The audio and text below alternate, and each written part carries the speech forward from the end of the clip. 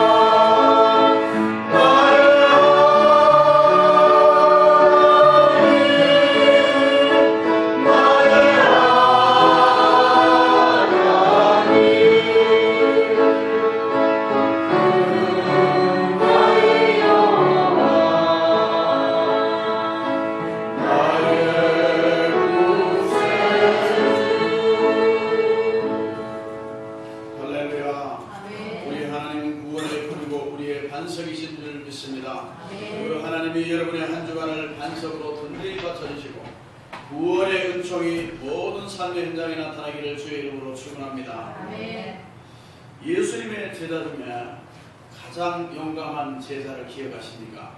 베드로입니다. 그는 매우 적극적인 사람이죠. 어느 날 새벽 동트기 전에 제자들이 배를 타고 있을 때 예수님께서 바다를 걸어서 제자들 쪽으로 오고 있었습니다. 제자들이 보고 두려워합니다. 유령인 줄 알고. 사람은 물 위에 걸을 수 없으니까 유령이겠구나. 우들부들 떨려 있습니다. 그때 용감한 베드로가 말합니다. 주여, 주님이시면 오라 하소서. 예수님께서 오라. 베드로가 용감하게 바다에 첨벙 뛰어내려서 근데 빠지지 않고 바다 위를 섰습니다. 예수님을 향하여 걷기 시작합니다. 예수님도 오고 베드로는 예수님께 가고 거기가 파도가 일어나죠. 성경은 바람이 일어나서 바람을 보았다는데 바람은 사람의 눈에 안 보이잖아요. 바람이 부니까 파도가 치니까 파도가 오는 걸 보고 베드로는 인간적인 정신이 번쩍 들었습니다. 야, 내가 사람인데 물 위에 걷다니 빠지겠네 하는 무서움과 두려움이 함께 임하면서 의심이 왔습니다. 야, 사람은 바다 위를 걸을 수 없어 하는 순간에 물에 빠졌습니다. 그때 베드로가 주님을 향하여 주여 구하소서 도우소서. 예수님이 즉시 손을 내밀면서 그를 붙잡아 버리면서 믿음이 적은 자여 왜 의심하느냐. 예수님이 용감하게 뛰어다니기도 하고 의심하고 두려워서 물에 빠지기도 하고 주님을 찾기도 하고 이 베드로가 보면 변화무쌍한 사람인 걸 볼 수가 있습니다. 주님이 오라는 말씀에 따라서 뛰어 행동했을 때는 그냥 바다 위를 걷는 놀라운 기적의 사람이 되었습니다. 그런데 파도를 보았어요. 파도는 보고 주님을 보지 못해서, 그러니까 의심이 생기면서 두려움과 함께 물에 빠졌어요. 그는 파도가 현실입니다. 현실적으로 눈앞에 파도가 닥쳐서 현실을 크게 보면서 주님은 보이지 않고 빠져버렸습니다. 여러분, 여기서 주시는 굉장히 중요한 교훈이 있습니다. 사람은 물 위를 걸을 수 없다는 것은 사실입니다. 과학입니다. 그런데 세상 사람들은 사실과 과학으로 다 살아가나요? 여러분, 사실을 가지고 과학을 가지고 살아갈 수 있는 것이 아닙니다. 믿음을 가지고 살아야 행복하게 사는 줄 믿으시기 바랍니다. 현실의 파도를 봤어요. 그는 그 의심이 바로 바다에 빠지게 한 거예요. 기적의 현장에 섰다가 의심이 믿음을 뚝 떨어지게 하면서 빠져버렸어요. 언제든지 믿음을 떨어뜨리는 것은 의심입니다. 의심이 믿음의 복을 깨뜨리는 것입니다. 믿습니까? 그는 내가 바다 위에 걷고 있다는 사실이 현실적인 생각으로 보니까 믿어지지 않았습니다. 의심이 왔어요. 이것이 문제입니다. 믿음은 그를 용기 있는 사람으로 만들었습니다. 그런데 의심과 두려움은 그를 바다에 빠지게 한, 난감하게 만들었습니다. 여러분이 현실 가운데 어떤 삶을 살고 있습니까? 현실을 현실로만 봅니까? 믿음으로 봅니까? 믿음의 사람이 밀려오는 파도를 보고 현실의 사람이 되었습니다.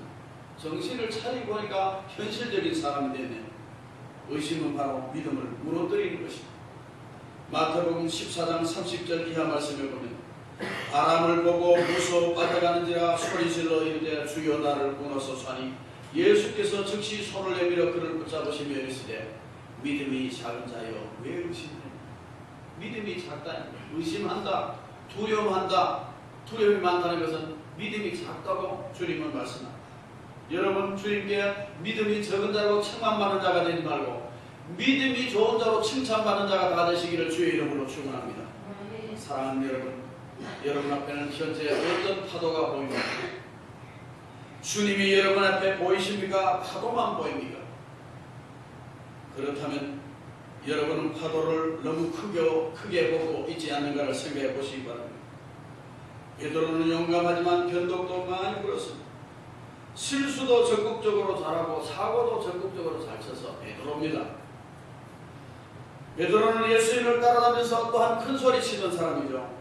마태복음 26장 30절 이하에 보면 예수님께서 이제 대제사장들의 하속들에게 붙잡혀서 이제 재판을 받고 십자가에 못 박혀 돌아가기 직전에 예수님께서 말씀합니다.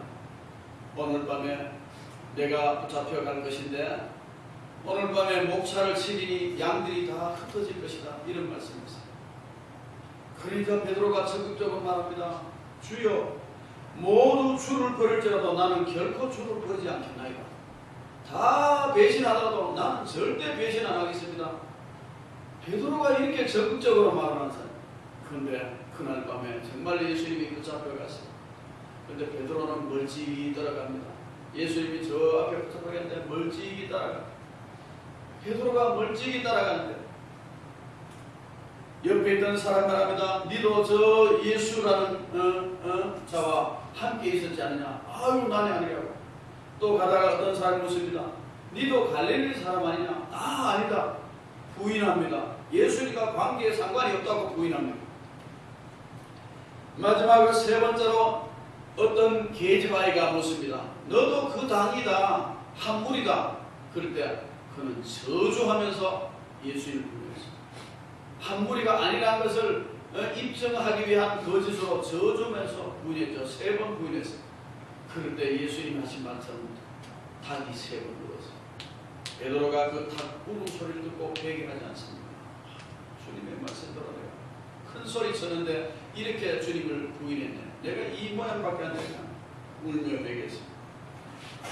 그런데 예수님이 십자가를 지시고 죽으시고 장사한 지 사흘 만에 부활 승천하신 이후에 50이 될 오순절날에